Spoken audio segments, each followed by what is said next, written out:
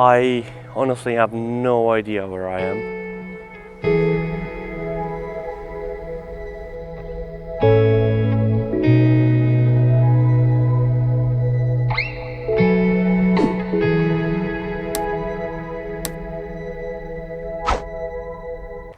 Hello again.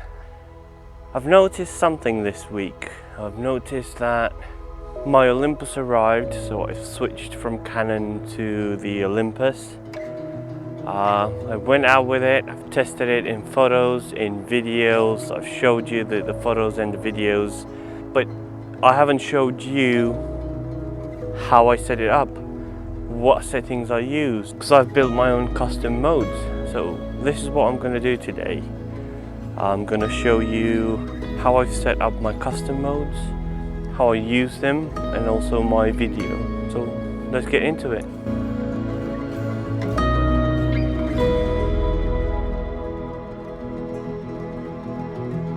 Right, so what I have now, it's the custom mode 1 or C1. So I've set that up to be my birds in flight, and this is what I use to photograph birds in flight. So let me show you what I actually have here. If we go to the main screen, we have ISO, which is a auto ISO, because obviously you have different backgrounds, different lightings. White balance, again, it is on auto white balance. Focus mode is in continuous autofocus. So when it locks onto the subject, it will follow it with the focus. Face priority off, because there's no face. We don't track any faces. Metering. Now I usually leave this on ESP or evaluative metering, but very often I find myself using spot metering, especially when I photograph against a bright sky, because most of the time the birds will be underexposed when you photograph against a bright sky or sky in general. Shutter mode, I use the silent low, so that's 18 photos per second in silent mode, so electronic shutter. The reason why I use the low one is because you have continuous autofocus throughout the burst of photography. You can use the high mode, which is 60 frames per second, but you don't get an autofocus on that. So I mean, you do get autofocus, but you have continuous autofocus on it. I shoot in RAW. In terms of the actual settings, I shoot wide open, so I use f4 and 1/1600th of a second, but I often find myself going over. But this is a good starting point, or lower, depends on the subject I photograph. Going into custom mode 2 or C2, this is what I use in general for static subjects, so birds that are perched, deers, or anything that is static. I usually use the C2. Going through the settings, we again start with the ISO auto. We have an auto white balance. In autofocus, I use a single focus system, so it's not continuous. So once it focused, it locks, and that's it. So that helps me to focus and recompose if I need to, if I have to. Metering, again, I use ESP or evaluative metering, but I can change depending on the situation. Shoot in RAW, everything I do I shoot in RAW. In terms of the settings, I use 1/500th of a second with f4, and again I change the ISO when is needed, if I have to. Going into C3, now this is where it becomes interesting, because this is what I use for Pro Capture, and this is Pro Capture H high, so this is 60 frames per second. That doesn't support continuous autofocus. Most of the settings, again, ISO is on auto, white balance is on auto.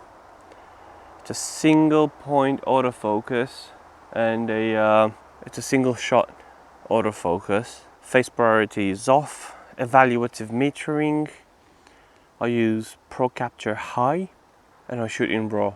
I don't find myself using this so much. It can be used in specific situations if you want to. It's very good, it's very nice to play with, but it has its own practical situation. It's not used very often. Going into C4, and C4 is Pro Capture Low. Same settings, but because it's Pro Capture Low, I can actually, and it does support continuous autofocus, and that's what I use, because you can focus for every frame. Again, shooting in RAW, but Pro Capture is a really nice feature, but has a very specific use, and you need to have the right situation to actually use it. If you go into filming mode, this is where I play a bit. So most of the time the focus is manual, and I do that from the lens focus system, because on the focus ring you have a pull and push system. If you pull, engages the manual focus, you push, goes into autofocus. Now on video I use 4K 30p, evaluative metering, manual focus, and ISO. Depends, I fiddle with it, because you can't really change settings while you're filming, so you usually have a look, see the exposure, and adjust it before you press the record button. In video I also use the 120 frames per second, and as you can see, it automatically puts it to 1/125th of a second, but what's recommended is actually to have it at double. If you film in 120 frames per second, your shutter speed should be double than your frame rate. So if you shoot in 24, use 50 frames per second. If you shoot in 30, use 60 frames per second, and so on. I'm still trying to understand why, but yeah, that footage looks good, and this is what I'm using. Now, because you have a faster shutter speed, you will usually have to go higher ISO. 120 frames per second only works with manual focus, so you don't have autofocus on it. And again, the main settings I use here are, it's the ISO. Everything is done manually, so I focus manually, and I pan using the image stabilization and the tripod with the gimbal head.